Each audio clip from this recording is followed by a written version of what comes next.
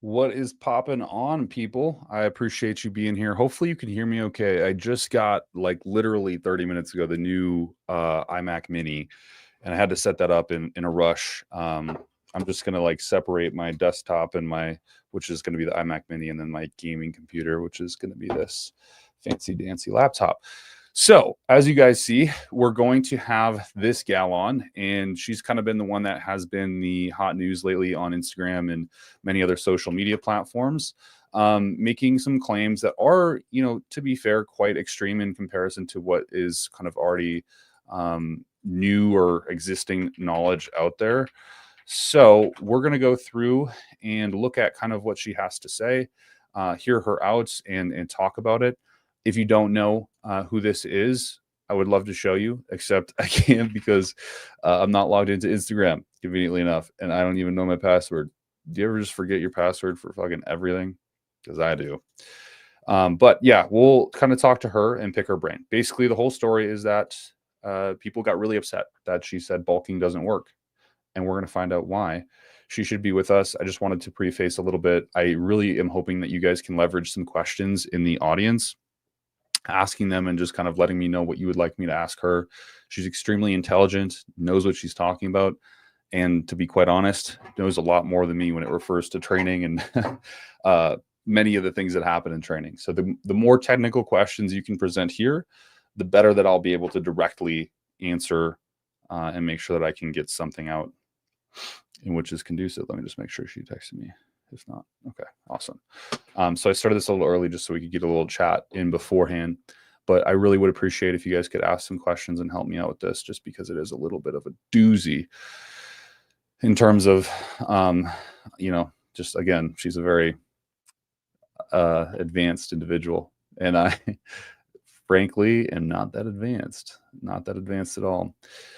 Also, if you guys have seen, the Discord group is still active. If you want to join, if you're not already a member, it'd be awesome. It helps out this channel massively, and it keeps me doing things like this on a daily basis at the ass crack of night and dawn. So I would love to hear. I would love to see you guys in there and chat personally if you guys want. So by all means, girls don't bulk as much as men. No, but they still, I would argue, they still need to be in a caloric deficit or a caloric surplus. But what we'll hear soon is why that might not be true. It could not be true. There's a lot of different contentious thoughts about that right now. You guys should have seen this by now. I'm pretty sure Greg Doucette's going to make a video any second about it. I'm trying to log into my Instagram, but I honestly totally forgot my password, you guys. Like, I don't even remember that shit. Fuck. Just crazy. What? Oh, that's why. I know why. Also, please rack up the questions while we're waiting. I came in here early so you guys could help me out, so please help me out. I am not as educated as I might need to be for this. 0 chance. Interesting. Why do you think so, Joshua? Yeah. Very interesting. See, this is such an interesting discussion because to me, it's like such this, it's just, it is what it is. Like you can't really escape it, right? There's this thought that you have to eat more to grow. We hear it all of the time. Like we hear it so much within the industry, from, even back as early as Rich Piana talking about it, right? He always constantly talked about eating to grow. And I think that's what's interesting is there's a really good thought that actually might not be true. I think there's some validity in it, but I also think that it might just be a mismatch of terms in all reality. I think it's just one person defining a sort of massing phase as one thing and another person defining it as a completely different thing. And so you don't really get to know exactly who's referring to what.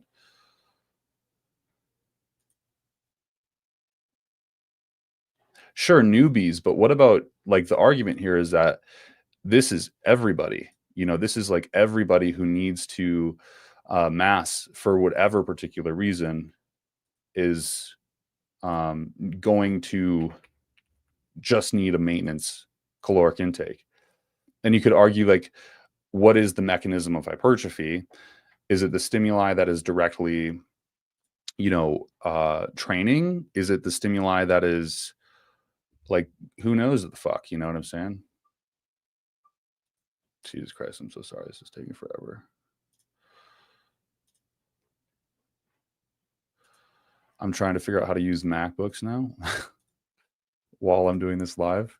We're waiting. You don't need to eat to grow, but most people take it way too far, and girls use it as an excuse to get fat. Now, I would agree there. Like, the dreamer bulk is a real thing, and people honestly, in a perplexing manner, try to promote the dreamer bulk very often. And I think that's actually fucking horrible, to be quite honest. I think it's a terrible thing and not something most people should be doing, because in the end, it's just going to impact your health and you're going to grow much, much worse. An example of that is just anyone who gets overweight. You look at their blood work and it's just atrocious. Their insulin sensitivity is just disgusting. I'm just texting her. And it's not a good look, first of all. Most importantly, feel attacked. People undertrain and overeat way too often. What are your thoughts on this upper lower trend? I love it. This is what I do. To be honest, like, for sure, I don't get as much of a stimulus if I'm just training, compared to if I'm just training the, upper body push, for example. But I do find that if I am pushing like all of my muscles in one day, yeah, sure, the chest might not work effectively if I'm training back first. But then the next day that I train upper, I'll do chest first, and it's sort of indifferent. And I think at average, it's just sort of all the same, more or less. For the most part, I mean, again, I thoroughly love it. As a person who is very busy, to me, that actually matters a lot, like a ton, to be able to train in multiple different body parts at once. So I'm not spending so much literal hours in the gym as opposed to just getting in and getting out and getting what I need to done as quick as possible. Because I really do value time, as you all should.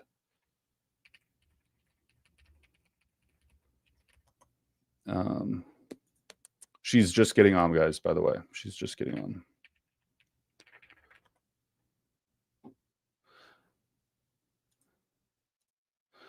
Okay, finally got this in. Perfect. We're figuring everything else. The definition of maintenance calories would mean a maintenance of weight, right? Like, that's what I define it as, the caloric intake needed to maintain weight. But maybe it's something different.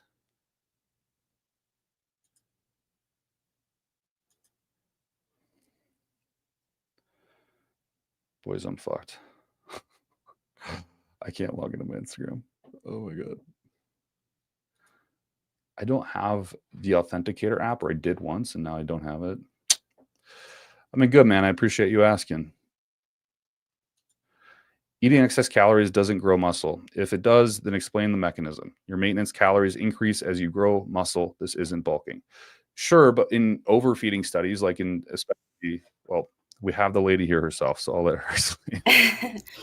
Hey, I'm so sorry about that. I was just trying to get it to work on my computer and it was not going through. No worries. So I've just kind of been prefacing essentially who you are and sort of a little bit about what your thought process is behind quite a few of the things that you do believe, and how, like, extremely and oddly controversial it's become, which is, like, cool for you because you get great exposure, but it's just kind of weird to be a part of and watch everybody just suddenly, like, have these really awful comments underneath your videos, which internet's a wild place. Yes. So basically what I wanted to do is just walk through kind of the whole idea that bulking isn't necessary, or at least eating in a caloric surplus, because I think there's a lot of for years, right, like decades, this has been perpetuated in, like I was just talking about how Rich Piana always said, like, you just need to eat more, and like that's why you're not growing, and it's because you're not eating enough, which legitimately might be true for some people because they're not actually eating adequate amount of calories, but in the sense that you need to eat in a much greater surplus than possibly might be needed compared to kind of what you have to say. So I wanted to sort of dig into the mechanism specifically, as well as what your thought process is at like 8th grade level, and then we can scale up if that's cool with you. Sounds good. So I guess like the biggest thing to start off by saying is my recommendation doesn't apply to people who are underweight, who are overweight, who are like obese, who are struggling with their weight. My recommendation primarily relies on you being at a healthy body fat percentage. And I said it in the first 10 seconds of my first video, but everybody seemed to skip over that because it's so incredibly important. For somebody who's underweight, yes, you're not going to be able to like gain muscle mass in a maintenance phase if you're 2% body fat, which is not realistic, but like you get the point. Right. If you just came out of a bodybuilding show, not realistic. Don't try to do that at that low body fat. But if you're at a healthy body fat, continuously pushing that surplus is not going to be adding more muscle. It's just adding more fat. Once you get to a healthy body fat percentage, and you see this in a lot of like at least natural bodybuilders like TNF or Joel. And even though he says that he's bulking, you'll notice he has abs. So he's not really bulking. He's more so just eating in a slight caloric surplus. But arguably, if you look at what the maintenance phase would be, which would be like maintaining your current body fat percentage, then I don't really know if you could classify that as a surplus if your body fat isn't increasing. Okay. So the basic definition for you for maintenance calories would be essentially like measured off of body fat percentage. Yes, because your body will not store, you're not going to store excess body fat unless you're at maintenance, or sorry, unless you're in a surplus. So like, and you're not going to be triggered to use your fatty acid stores or your fat storage unless you are in a deficit. So like it's the and the reason why I like argue this is mainly because I came from a place where I had a really bad eating disorder for 10 years. I had a foot surgery earlier last year, and this is when I first started getting into like really hardcore into this mindset.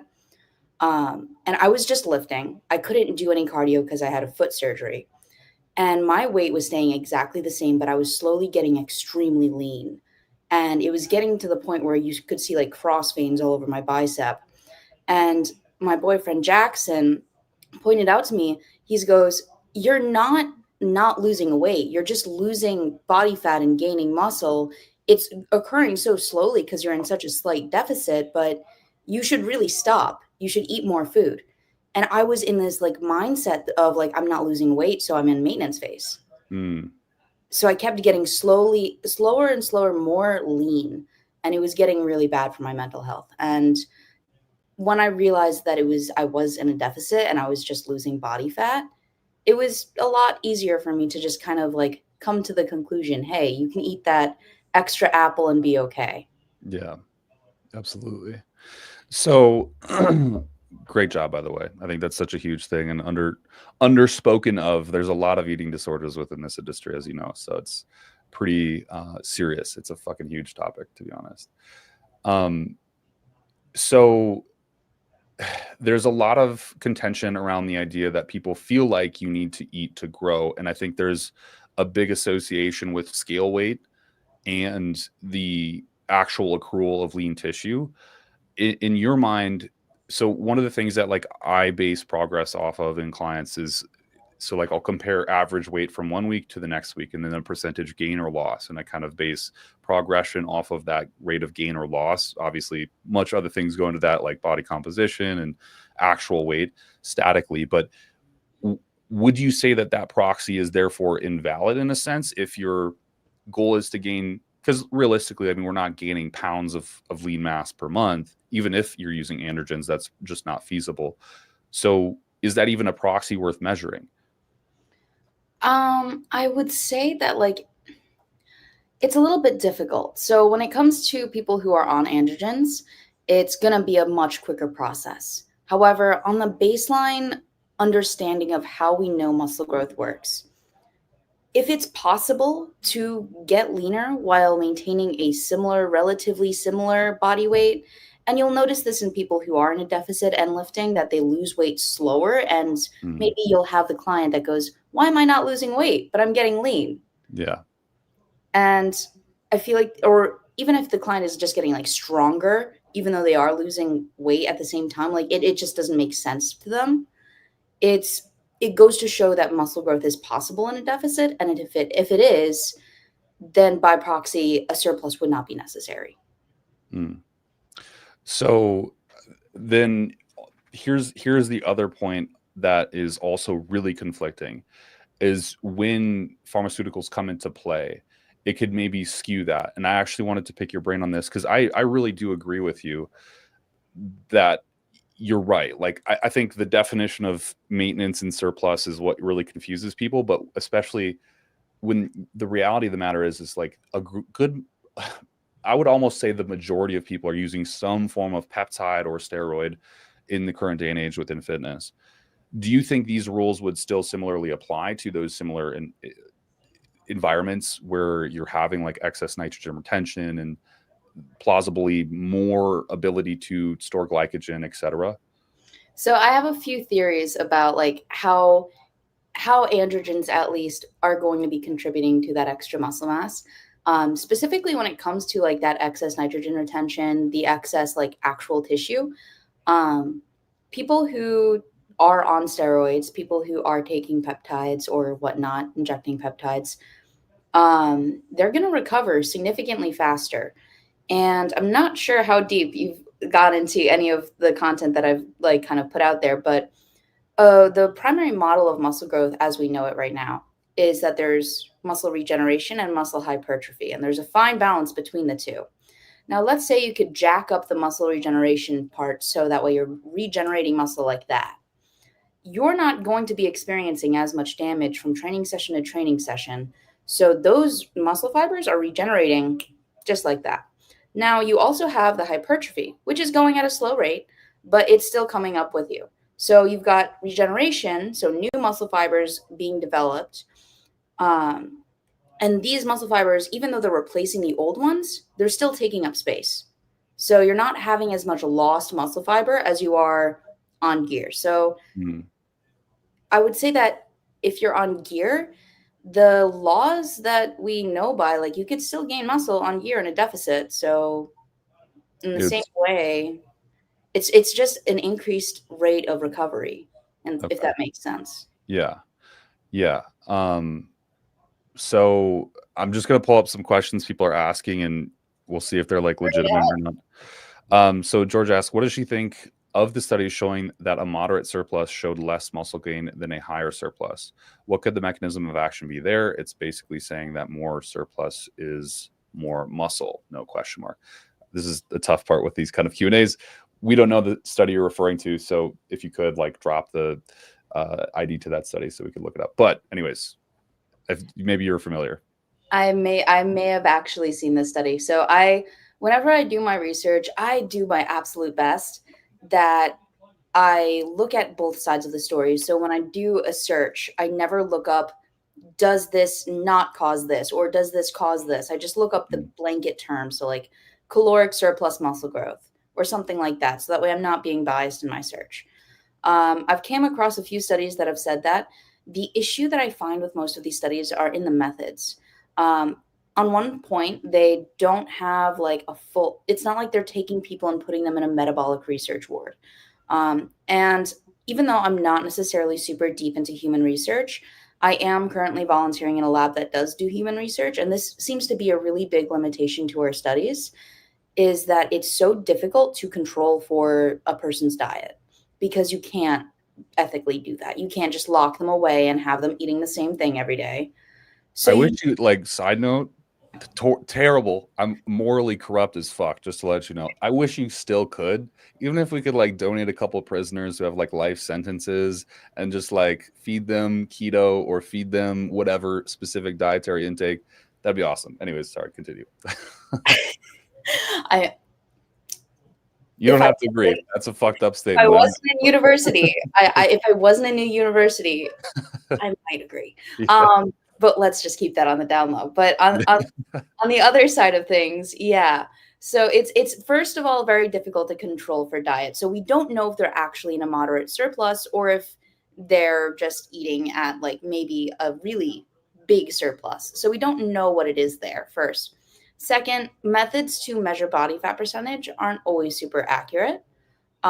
Typically when we're talking about like these surplus studies, they'll use like muscle thickness, which is a if they're not using a ultrasound or some sort of imaging method, they're using a tape measure and they're measuring your bicep, which is just so inaccurate because you're taking a tape measure around your bicep like this. And the issue with that is, do you know if any of that is fat or muscle? Yeah. So I'll see that in a study and I'll be like, you're not measuring muscle tissue, you're measuring circumference. Yeah. So you don't even know if that surplus is contributing to muscle gain or just width. If that Yeah. Yeah. And like that width could be acquired via fat mass gain as opposed to lean mass gain.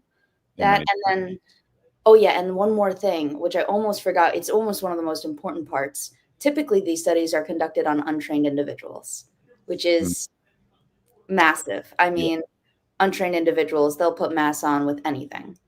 Right. So now there was and again, I'm going to be that asshat. There was a study, and it was done by, I can't remember if it was Eric Helms or somebody similar to him in that, same vein of slash influencer slash educator. But they basically showed that essentially if you are an adept or experienced lifter, that you need a much lower surplus to substantiate muscle mass, and it was something along the lines of like 250 calories or something similar to this. And if you're relatively new, you could even benefit greater from a larger surplus. And I think that might be something of what this individual is talking about. Do you think it's relevant to your training experience as to what calorie intake you need, if maintenance might just be whatever you need, or maybe if you're in that new phase, you can so quickly kind of just gain tissue that a greater caloric intake might actually be a necessity? I mean, something that I've been speaking to a few people about, and I've gotten into a ton of different debates about this in DMs because I don't know, I've been a little distracted by DMs lately with all of the new growth. With that being said, I feel like there's something to be said about what maintenance actually means because a lot of people misinterpret what I'm saying, where they say that maintenance is just flat out, as I said before, maintaining body weight when really it's maintaining body fat like percentage. So in a sense, you're going to be gaining lean muscle mass because if muscle isn't energy dependent, based off of what we know, it's mainly dependent on protein and signaling from training. Then as you slowly increase how much you're lifting each week, as you increase muscle mass, you're increasing metabolically active tissue that is more dense than body fat, that takes up more space, that is heavier, that is being more it's being used. So with that being said, your metabolic rate is slowly increasing over time. So that slight surplus, I want to say, you're always going to need a slight surplus if you're training because you're slowly increasing body tissue. Your weight will slowly increase. And if you don't increase with that, then you're not going to be in a maintenance phase anymore. Mm-hmm. So the general recommendation I have for most of my clients is to watch their body fat percentage. And if it starts going down, then increase the calories a little bit and just keep on doing that. I think the studies that you guys are referring to about this large drastic surplus is necessary, they don't fully account for the body fat gain, at least in the sense that they think they are. And they also don't account for macronutrient intake as well. You can get plenty carbs, plenty protein, plenty fats. You can hit everything you need on a maintenance diet. I think it's just a matter of that surplus is a lot smaller than we think it is. Yeah. So, and this is where, and there's so many questions I have now, is like I'm filtering through the thoughts I had before we got on. this is where a lot of the confusion comes in with terminology, and you can even like see in the comments, like people are like kind of talking about that exact thing. So the definition of a surplus would be gaining body fat specifically, and the definition of maintenance would be a maintenance of body fat.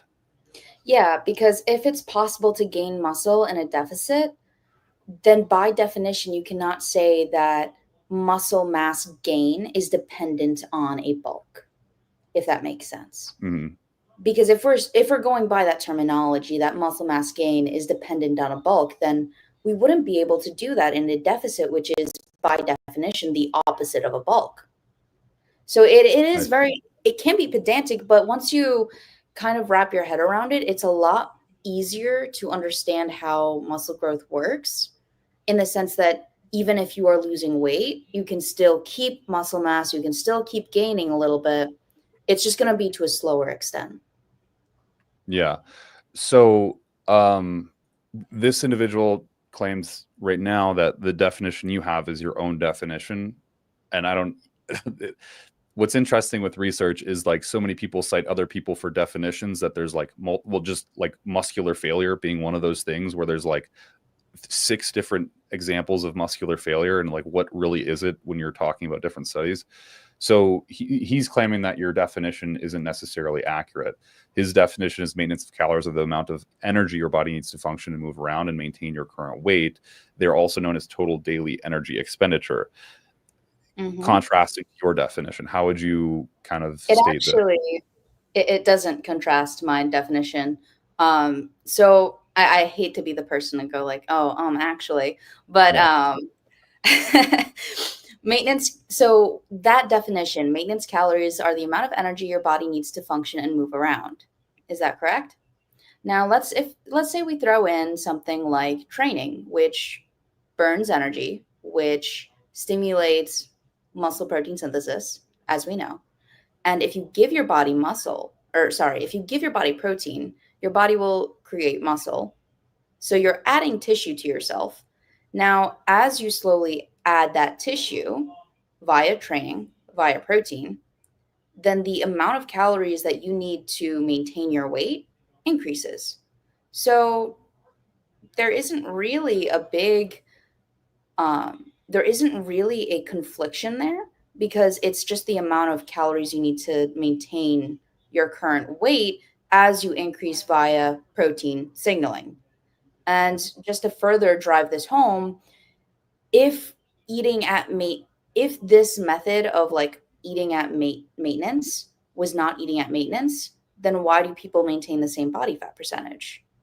Because you're not storing anything else. You're giving your body what it needs to maintain. Right. And that is your TDE, which is total daily energy expenditure, would account for that. Yeah, no, I really understand where you're coming from. So, and then with this, what do you think? So let's say we're following this model, which is a really good model. The one problem that I could think of as an issue is the variability within someone's metabolic rate, right? Like if I take 8,000 steps one day, because I'm working in the office and have tons of client check-ins, talking to you, and then the next day I'm out at a park and I get 14,000 steps, and I'm only plugging in for, generally speaking, like that 200 to maybe 100 calorie excess. The margin of error there is pretty thin that I can make on a day-to-day basis. Do you sort of undulate your caloric intake on a daily basis to account for movement, or do you suggest that people just overshoot that necessary surplus to maintain in order to ensure, like have an insurance policy that you're not in a deficit? Well, oh my goodness, Jackson. Is he playing games? No, he's on a live trying to make more debates. But oh boy. Okay. I digress. Okay, so going back to the topic of discussion, I wouldn't say it's as difficult as people make it out to be. It's not that you need to have an insurance policy. The main idea would be to maintain your body fat And in a way, it's a little less conducive of an eating disorder where you're constantly eating in a super big surplus, gaining a Mhm. lot of body fat in the process, and then having to cut back down and going through those cycles. We know that weight cycling is inherently not healthy. Or specifically body fat cycling is not going to be healthy, not going to be I mean, beneficial for even that. weight cycling, like if you could take it into consideration, PEDs and Mhm. the excessive BMI that people can get to, But though basically what I'm trying to say is that it's not necessarily so much as having this really strict caloric intake that is very calculated and always accounting for how much you're eating and or how much you're moving, how much you're doing, yada yada yada. It's more so watching your body fat percentage and then just training and eating enough protein on top of that. I see. So as long as you're getting the necessary signals, you're going to grow muscle. And if you watch your body fat percentage, you're not going to ever have to cut unless you do a bodybuilding show, but that's another story. So, like, getting extremely pedantic, then, if so, intraday, and I don't even know if you could measure this intraday, right? But like, let's say I fuck up and I don't eat adequate amounts of calories because I'm aiming for such a low threshold of a surplus maintenance. Um, in that day, do I miss the opportunity to recover effectively and therefore add accrue lean tissue essentially? Or is that going to be made up on average if we calculate it over a week? Like, do you understand what I'm saying? I guess, like, is the overall trajectory of my progress going to be slowed slightly by missing some occasional days of having that adequate caloric intake? And that is why I never go by daily calories. I actually go by weekly. And the reason why I do that is because it's just a little more accurate in the sense that you're not going to be as so strict and holding yourself to a chokehold on like how much you can eat. And it also accounts for the extra movement you do. Like there's some days where I'll do like 20,000 steps around the lab, just like going back and forth between buildings. And if I didn't eat that extra protein bar or extra apple, like I feel like that would just feel extremely hungry and it would not make any sense. Yeah, I see. I see. Um, okay, so is there? I should ask you too. Is there any clarifications that you want to make on the front of having like a longer format piece of content to do it? With that statement or in general statements that you've made regarding it, because I kind of also want to move into as well, like mechanisms of hypertrophy and talk about that because there's a lot of contention there as well. Yeah, so I definitely will plan on making a more long form content on this. I've made some long form breakdowns, they just take a really long time to make. Um, I will be going into a deep dive on like how exactly I would plan it out and then going into all the details on like what maybe your questions would be like on at least in terms of like the semantics of that. Um, I do have a YouTube. It's just really small right now. Yeah. You should, after this, just DM it to me and I'll link it in the title so that it tags to your profile so that people can see where you're at. But okay. So now this is one that we struggled with, and you probably heard it from our live, like a couple, I don't even know what day it is, like yesterday. Or was it 2 days ago? 2 days ago. The mechanisms of hypertrophy, and we were trying to talk about sort of like the fact that you said lengthened partials, and please correct me if I mess any of this up, that lengthened partials aren't really subjective to being better in a sense for hypertrophy to happen. And as well, that the mechanism primarily is tension for muscle, not damage, metabolic profiles, or anything of this nature. Can I maybe poke that a little bit and kind of ask, then how do you gauge progress or effective stimulus in the gym? By soreness, by recovery windows? I mean, like, just kind of break that down from top to bottom, right? Because there's a lot there. Sure, of course. So, on a basic mechanistic level, it would not make sense if tearing apart a cell is what caused growth because there's not a single cell in your body that if I tear off a piece of my skin, it's not going to grow back bigger unless of course it's a scar, but that's fibrotic and it's also not functional. You're not going to grow back functional tissue in a bigger way. You'll have scars, you'll have fibrosis, but you're not going to get the same cell but twice as big. That's just not really how physiology works.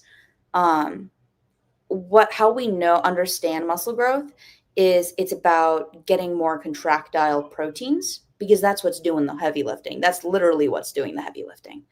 Now, there's two. Let's see if I can go through this in a little more of a basic way. When you're talking about muscle damage, you're talking about replacing a muscle fiber with the same size muscle fiber. And we know that this is a pretty well conserved mechanism. There's these little stem cells that sit between muscle fibers. And if you don't know what a stem cell is, it's just basically like a baby cell. And they're all over your body. You've got multiple different types. Specifically, the ones that are in between your muscle cells that turn into that new muscle fiber are called satellite cells. And they're termed that because they sit outside the fiber like a satellite. Now you've got your satellite cells, and then these other more multipotent, which means they can turn into different cells, multipotent mesenchymal progenitors, which is what I was talking about in the video, which when there is tension, whether that's pulling, contraction, any sort of pulling that can cause nuclear flattening within those cells, which allows these two proteins called YAP and TAZ to kind of squeeze into the nucleus. YAP and TAZ are typically broken down and they're typically degraded very quickly in the cytoplasm, or they're retained in the cytoplasm if nuclear flattening isn't occurring. So unless there's some sort of pulling, then YAP TAZ is staying in the outside of where it can actually do its work. Is everything following, by the way? No, I mean, I'm sure there's a lot of people who are struggling with it, but I understand what you mean. Yeah, like if you think about it in imagery, like I always find that easier. But yeah, I get what you're saying. Yeah, so just remember that all of this is happening outside of your muscle fiber. So you're not even touching the muscle fiber yet. Now, when damage occurs, you literally tear apart muscle fibers. They are broken, they're dead, they're gone. So then you've got macrophages, your little, I want to say trash bins of your immune system. They come in and eat away all of that debris. They take away the damaged parts of that muscle fiber. But with the new space that is completely empty, that satellite cell will be stimulated to turn into a new muscle fiber. But there's nothing there to kick it to say, okay, now I want to grow bigger. There's only a limited amount of space there. There's no reason for it to grow bigger. Mm-hmm. Now, the mechanism of that's injury. So you're replacing something with the same size. Hypertrophy, on the other hand, you have two muscle fibers that are sitting next to each other. They're not damaged. They're not replaced. They experienced a little bit of tension. So mesenchymal progenitors are activated now. And they're stimulating these satellite cells to grow. But the satellite cells have nowhere to go. They're just sitting there in between the muscle fibers, squeezed up against each other. So what's going to happen is that satellite cell is going to integrate into one of those muscle fibers and basically add to the pool of nuclei. And we've seen this in a bunch of in vivo models where after electrical stimulus, after pulling and stretching, and you'll see why I'm not as partial to stretch mediated in a sec, but basically, because of all of that work being happened on that muscle, even though the muscle fibers aren't damaged, they're being added onto with these little nuclei, which can add in more proteins. And that's the basis of the central dogma, which is a little, I could go into really deep depths here, but the basis of it is the nuclei equals genetic information equals mRNA or messenger RNA, and messenger RNA equals protein. So more nuclei equals more protein. And the more nuclei you have in a muscle fiber, then the more protein you're going to have. And there's a theory called the myonuclear domain theory, which basically states that one nucleus equals a certain amount of space in a muscle fiber before it needs to have a new nuclei come in and fill up that space. Okay. So, fucking hell, that was... I'm so sorry. There's no easy way to put it. It's good. I mean, like, this is why we have education, right? Like, it's methodical and it takes time. It's arduous. It's not easy to explain. So, okay. What you're saying does go in the face of a lot of people in the industry. For example, like Renaissance periodization, right? And they have like these proxies to a good workout, which is, did I get a pump? Am I experiencing delayed onset muscle soreness after the workout? And, obviously the next is like, am I recovering effectively before the next workout? A lot of what they preach is based on like for example, like one of the methods of training that they have is like myo rep sets, which is essentially you have like a 40 rep set and it's basically a cluster set. Like you do sets till close to failure, proximal failure, and then you continue to do them until you get to 40 repetitions. And the goal there is to develop like a really large pump as well as save time. They believe that the mechanisms of hypertrophy are definitely metabolic in sense, not necessarily saying that they're wrong in any way or not asking you to tell me that they're wrong, but where are people deriving this information from, and how are they getting to a point where they're able to publish it to so many people, and possibly be wrong? But speaking about it very concretely, in fact, Mike Israetel made an entire book about this exact thing, right? And quoting the mechanisms of hypertrophy to be muscle damage, metabolic stimuli, and tension. Yeah, so the whole idea of metabolic stress being a part of it is really just a misunderstanding. And we've had recent literature come out about satellite cell dynamics and all of these fun mechanistic topics, which have kind of altered our perspective on metabolic stress and hypertrophy. And you'll see this in a lot of the more recent hypertrophy literature as well, where they're gearing a little bit more away from the metabolic stress, at least from the good papers. They're gearing a little away from that because metabolic stress may occur alongside muscle hypertrophy, and it always will. You're always going to have that one muscle fiber that doesn't make it. Right. You have a ton of them. They're literally like a muscle fiber, just so you guys understand, is one cell. You're not going to go through training, which is an inherently stressful process, with all of your cells coming out alive on the other end. And this kind of goes into the whole like high frequency and high volume training and the length and partials and just like trying to get DOMs. And this is why I don't necessarily hop on with that sort of notion of training. And it's because if you stress out any cells for too long of a period of time, they're going to experience more damage than they will growth. And I hate to bring like anecdote and my own experience into this, but in the lab, and this is where I actually came up with the whole like my entire like thought process of research around hypertrophy kind of changed, was when I was trying to reintroduce calcium into my heart cells, and they all died because I did it too quickly. Now, calcium is the trigger to every muscle contraction. It is the reason why myosin, which is the thick filament, will bind to actin and contract a sarcomere, which is the functional unit of your muscle cell. It is the principal reason why your muscles can contract. Now, when you stretch, or when you have an extremely excessive stretch, not only are you stretching apart the actin and myosin filaments, which allows for more calcium to bind on, which could result in excessive calcium binding, but you've also got another protein that is kind of in the mix, which I just recently learned about it. It's called MyBPC, which kind of bridges the two and allows your muscle fibers to feel tension. It's called myosin binding protein. It connects the two, and it also allows actin to feel tension from titin. Oh my God, I'm going too deep into this. No, it's good. I mean, I like it, but I'm literally taking notes as you're talking. So, okay, so let's see if I can start from a more basic standpoint, because I think I almost got it a little too deep there. Okay, so calcium is the trigger within the muscle cell. On the neuron side of things, brain signal side of things, you've got acetylcholine, and that causes something called membrane depolarization, which signals to the entire muscle fiber, okay, flush with calcium. Now, calcium can come from two places. It can come from mechanically, or at least two places primarily.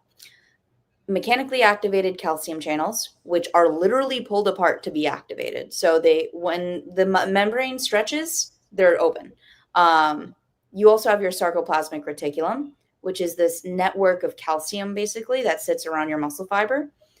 And that will also release calcium as well in response to membrane depolarization. So your cell is being flooded with calcium right now. If you are excessively stretching, you are not only causing excessive calcium from the stretch activated calcium channels and the sarcoplasmic reticulum, but you're adding on to how much calcium can bind to those filaments.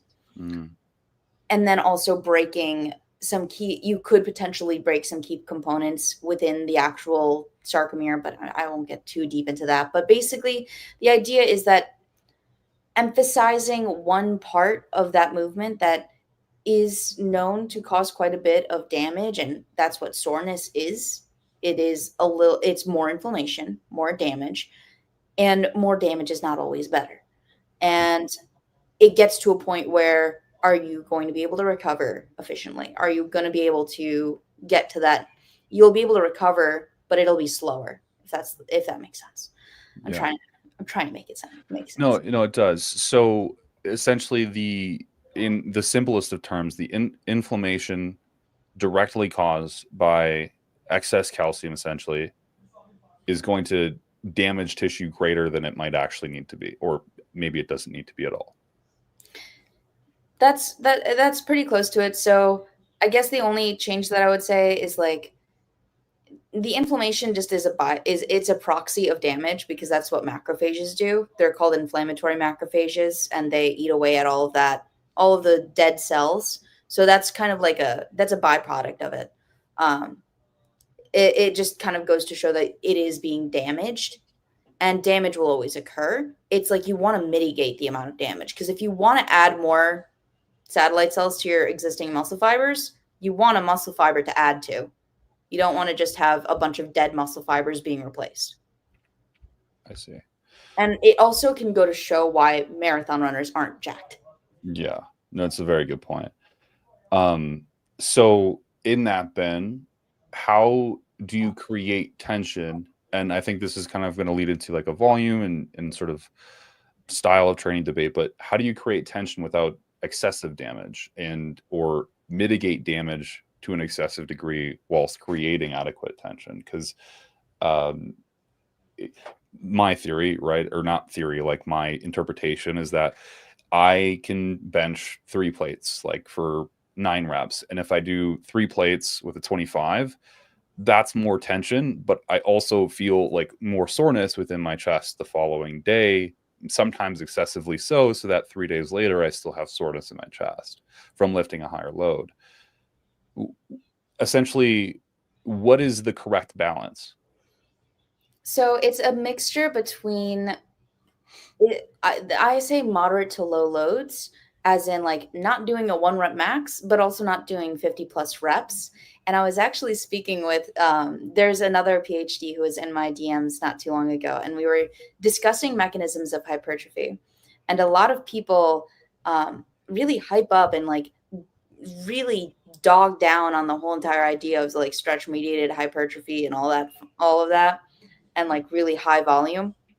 But something has to be said about those studies that just had electrical stimulation and muscles grew, at least like rat thigh muscles or whatnot, but they just had electrical stimulation. Now, what that would be active tension. So you can probably look this up to make it a little bit more digestible for at least your understanding. But there's this one relationship called the length tension relationship, which correlates the length of a sarcomere to the amount of tension that is being applied, basically, or the amount of tension that is occurring. You'll notice that active tension, which is the amount of tension on titin, on the muscle proteins as they contract, goes up and then goes back down, because you're contracting the sarcomere, you're pulling it back apart. There's tension there, that's active because contraction. Passive tension, on the other hand, is just pulling the sarcomere slowly apart. And we don't have a lot of evidence to suggest that this would be better for hypertrophy than just the active tension part. And we also have the electrical stimulus, which is basically just active tension and the contraction of the muscle. So in that, then, do you think that the full ROM situation, like again, RP has their shirts like Team Full ROM stuff, is that not necessarily accurate? Is maybe partial shortened ranges of motion more effective in a sense? I would say full ROM is effective because I feel like based off of the research I've done thus far, um, there is a benefit to both parts of a movement. It's not just the contraction or the eccentric. I feel like getting that full ROM is necessary. That's definitely key because when you look at the length tension relationship model, you've got first the contraction and then you've got like the actual lengthening of the muscle fiber. Um, so I don't think that leaving out one part of the movement is going to be beneficial. However, with that being said, I also don't think that emphasizing one part of the movement is beneficial because there's negative parts to both sides, if that makes sense. Yeah. So like in reference, like Sam Sulek's training where, and there's no offense to him, but like he does a lot of the lengthened partials in which he'll lift weight that's far too heavy and then be able to move through maybe a lengthened bias position, but not go through a full range of motion. That not clearly might not be as effective as like a full stimulus.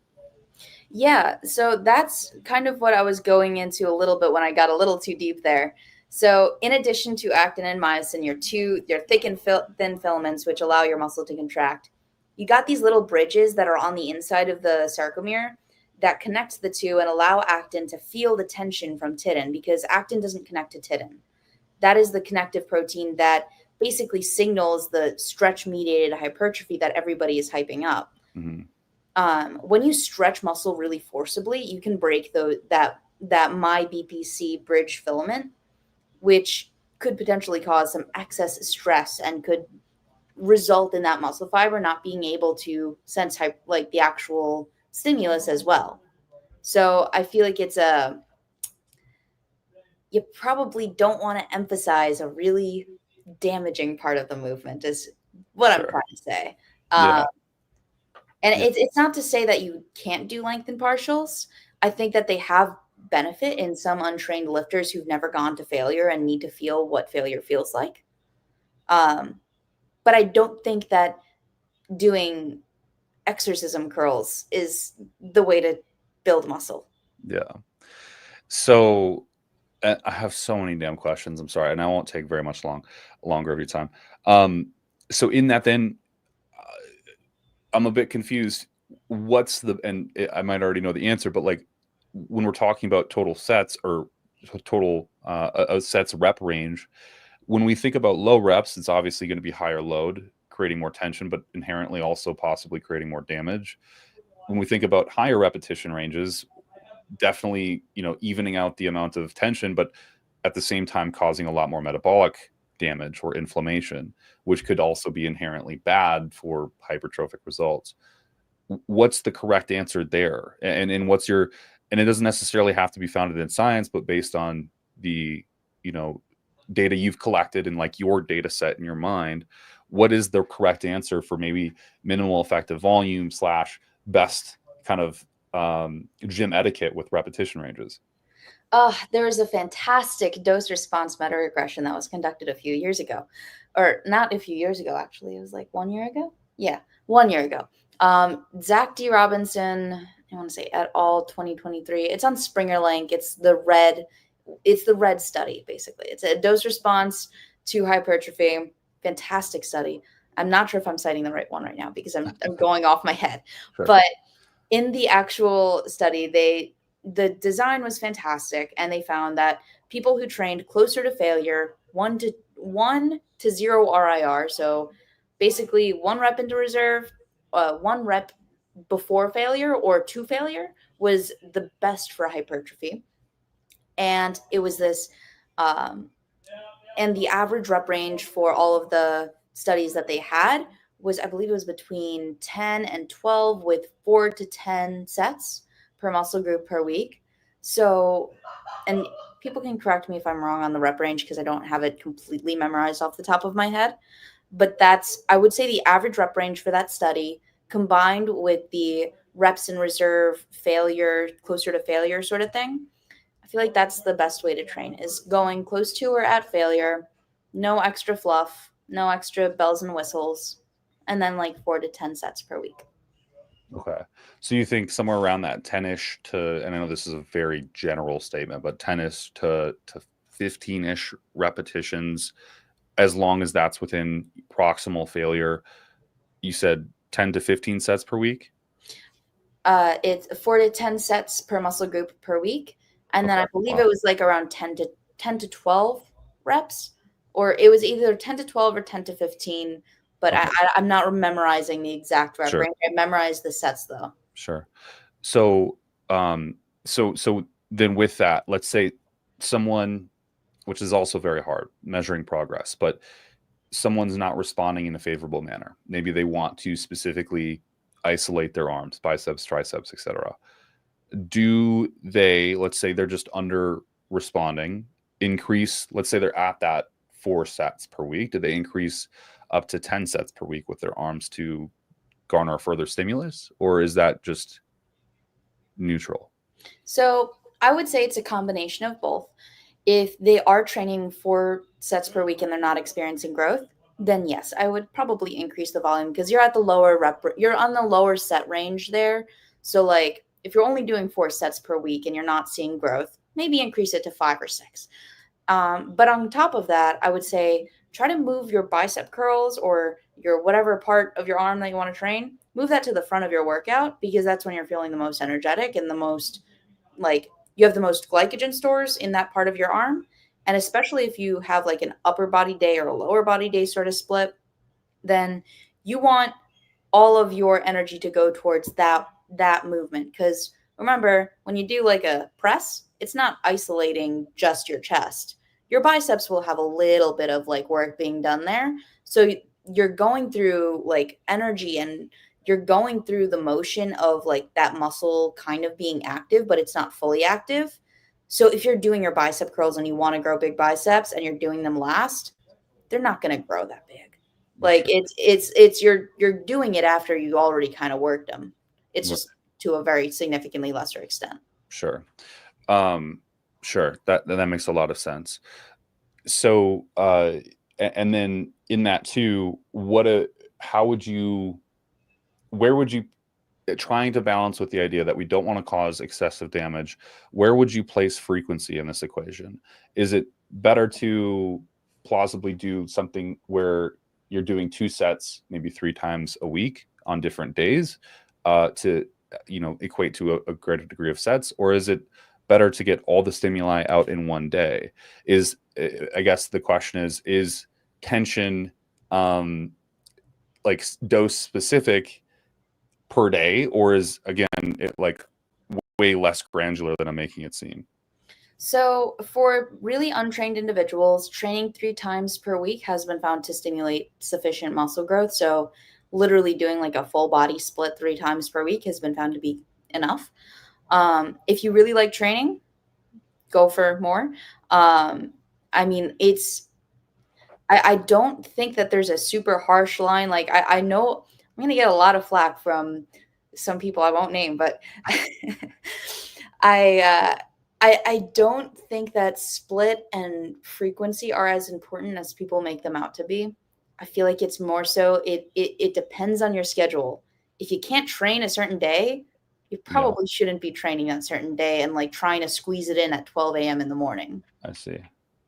I see. So basically get the volume in when you can get the volume in.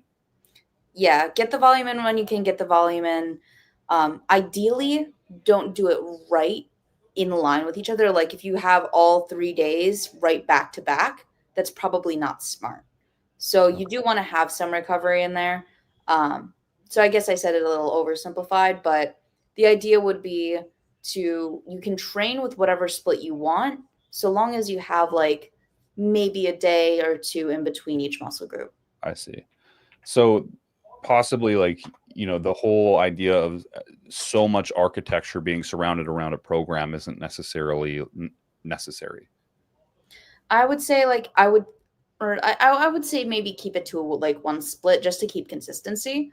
Um, but I feel like it really depends on the person. Like if you have somebody who's going to work on Tuesdays and Thursdays all day for like 15 hours, they're probably not going to train their best if you try to program it then. Right. So it's a very person by person basis. Something that I feel like, even though I go really deep into the mechanism, something I feel like is missing from the science-based lifting space is the idea that people are human and they're individuals. Yeah. And it's so important to recognize that people have different schedules and preferences. And even though like maybe like a pull up is not the best thing for your back, but if somebody's seeing a lot of growth and progression with it, why would you stop that? Yeah. No, precisely. I get that. Yeah, I think everyone has to be their own N equals one at a certain point. And you can base your starting point off research, but oftentimes there are many outliers, and those outliers do. I mean, we see this in bodybuilding all the time. Some people do the wildest shit and they develop world-class physiques, and it is completely different than what the next guy might be doing, but it still functionally works. However, if I did what they did, it wouldn't work. Or maybe if I did what the other guy did, it would work. So, yeah, absolutely. So one more question and I'll let you go. I'm so sorry. We've been on forever. By the way, I don't mind. I can stay on for like another 30 minutes if you want. Okay. Where did you get the whole Maki skills with, swinging around the fucking staff? Like, where did that come from? I did Taekwondo for around 8 to 10 years when I first started getting to fitness. And it was right after I did ballet. So I did ballet for the first 10 years of my life, basically. And through that, I ended up developing a really severe case of bulimia. I'm sorry if you have to bleep that out. But basically, it was very bad. And I transitioned over to Taekwondo, where I had a fantastic instructor. I fell in love with the sport. Then when I started competing, it was a lot of like weight cycling for me. And it was getting to a point where there was a certain switch in me that I wasn't talented for it. So then I made the transition over to powerlifting where, yeah. So I can still swing my staff around pretty well, but it's pretty dope. Thanks. It's pretty dope. So where did you is that like inspiration actually from like Jujutsu Kaisen, or is it something entirely different? Like, is it just something for fun? Yes, it was from Jujutsu Kaisen. Okay, dope. That's cool. So all right, more generally now, one more question. This is truly the last one. Your training methodology right now, like if you could summarize it in a way that makes sense, like how would you, if someone just asked you, hey, what the fuck do I need to do to get absolutely massive? From hierarchy of importance, like least important scaling up to or probably the most important scaling down to probably the least important, what would you kind of classify as the things you would tell them? And just to clarify, would you also be including general health in this? Like, you want to be healthy? Let's assume the audience or the people we're talking to are already generally well fed and healthy. Okay. So first, I would say, even though you're generally fed and well healthy, I would say make sure you're at a healthy body fat percentage. That is so important for proper hormonal signaling profile, whatnot. Second, I would say 4 to 10 sets per muscle group per week, taken close to or at failure, between 8, 10, 12 reps. Just make sure it's not super insanely volume heavy. Eat about a gram per pound of body weight of protein. Emphasize carbs before exercise and make sure to eat enough carbs. Have around 20 grams of fiber. And yeah, that's pretty much it there. I'm not sure if I'm missing anything. And then I guess if they ask about supplements, creatine and caffeine and maybe melatonin if you have trouble sleeping. Good. Yeah, no, I like that. I forgot one question and I'm selfishly going to ask you that. I'm sorry.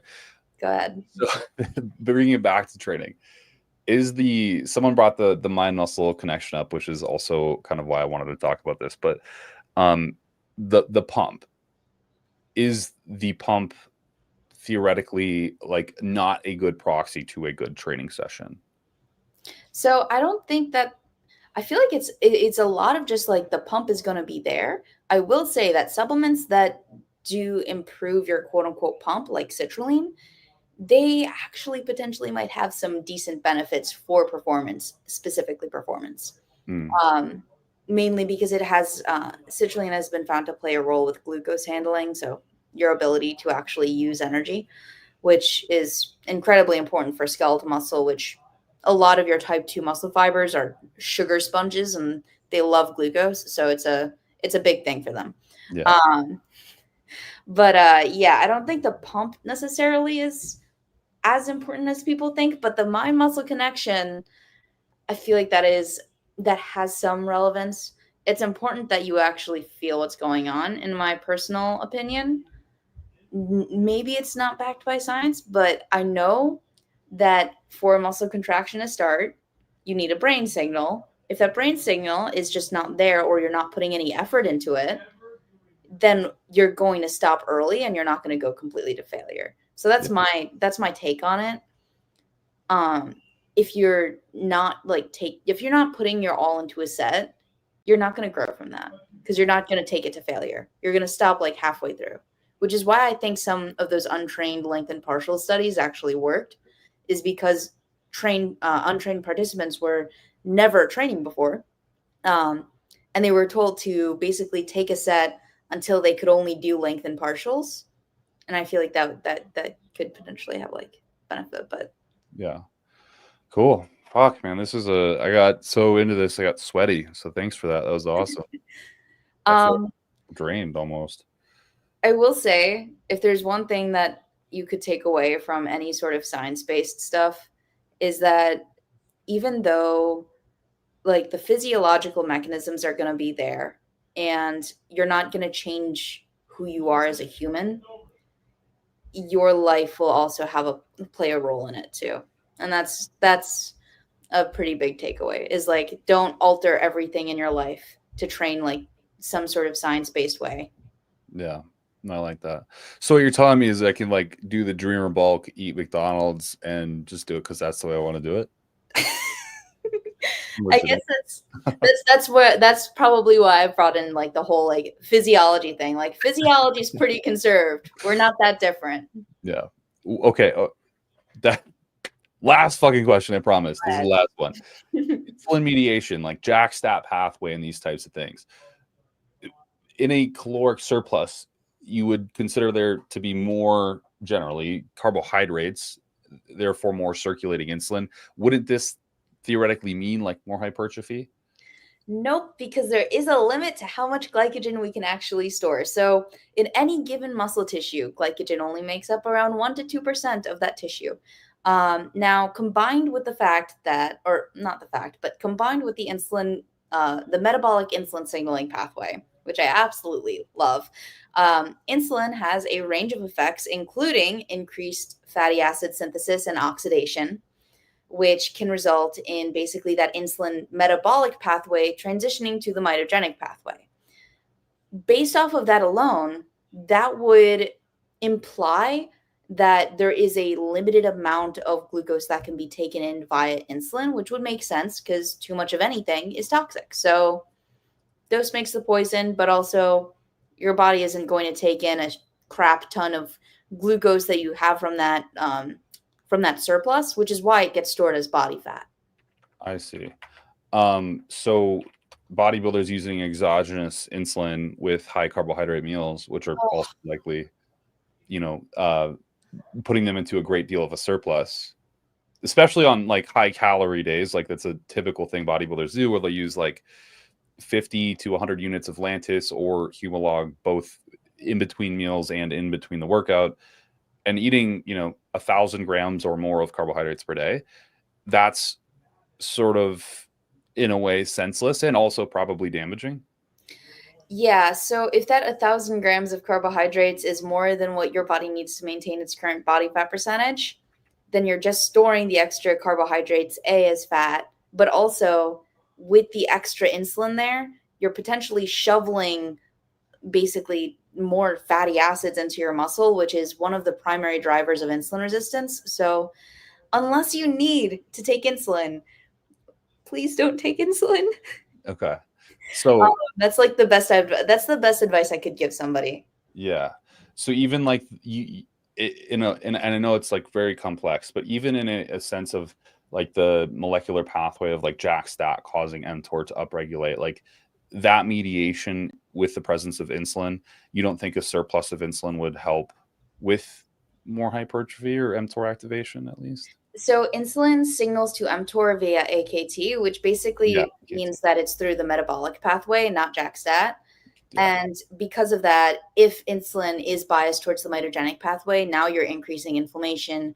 Now you have more fatty. And then also on top of that, with the metabolic pathway, you have the fatty acid buildup. So even though mTOR will be active, one of the a lot of people like have been going on in at least the science space that I've been surrounding myself in. They've been going by the idea that mTOR is not necessarily a driver of muscle growth via insulin, but rather PGC alpha, which is more so regulated by AMPK and Mm. stretch and like the actual tension. So not stretch, but like tension itself. And that also would go hand in hand with the understanding that insulin is suppressed during exercise. Yeah. So it wouldn't really make sense that insulin would be the primary driver of muscle growth in that sense. Okay. So I'm clip baiting here. So like this is legit clip farming. So Milo Sarchev, are you familiar with this individual? No. Okay. Very popular coach within the bodybuilding space, as well as a bodybuilder. His method is using a massive dose of Humalog pre-workout.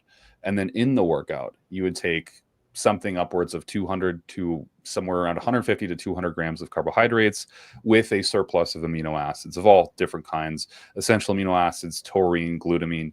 And then after the workout as well, you would then redose yourself with Humalog and then eat a very highly dense carbohydrate meal. All of that inter-workout latent carbohydrates, that really wouldn't have a substantial benefit to muscle hypertrophy at all. So if you're referring to insulin as being as being the activator of mTOR, I would not argue that because there is a limiting factor to how much insulin can actually have an impact on skeletal muscle to bring in carbohydrates. And we've seen this in in like RNA profiles of human skeletal muscle in a state of hyperinsulinemia or high insulin. So where we've seen this in vitro models and in vivo models, and it's just there's it seems to be that insulin concentration can determine how insulin signals in your skeletal muscle. Where if you have a really high concentration, it goes down a different signaling pathway than low concentrations. Uh, Mm. and then just to drive things home a little bit further, adequate insulin signaling action is so incredibly important for the development of your body's capability to take in glycogen. So if you're constantly bombarding it with insulin and carbohydrates and just like driving up your insulin resistance like crazy, it's probably not going to be very beneficial. In fact, my favorite study about insulin resistance, DeFranzo et al., showed that only skeletal muscle got more insulin resistant. Very fascinating. In terms of just like normal dietary intake or with exogenous use of insulin?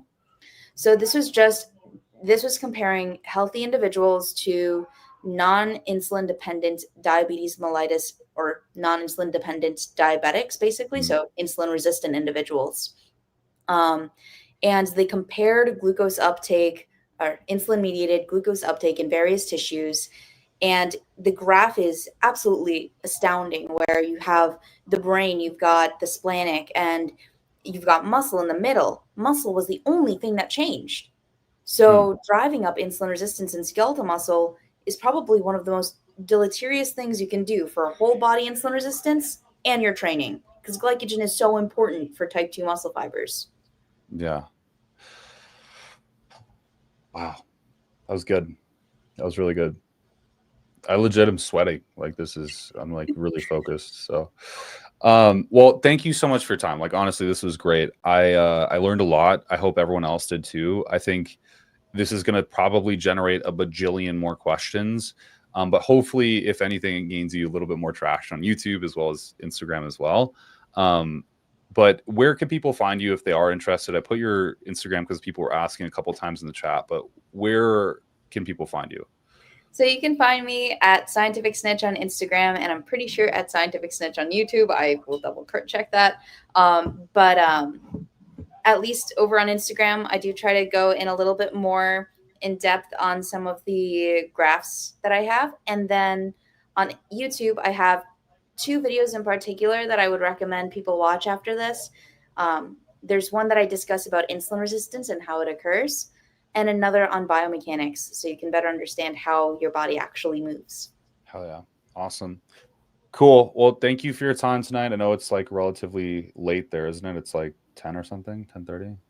Oh, it's okay. I have to finish a review paper. So I've been coding on R all day, and it's been super fun. Oh, obviously. So fun. I love it when I just get error message after error message. Hey, bless your heart, because I could never do that shit. I'll be honest. My temperature, my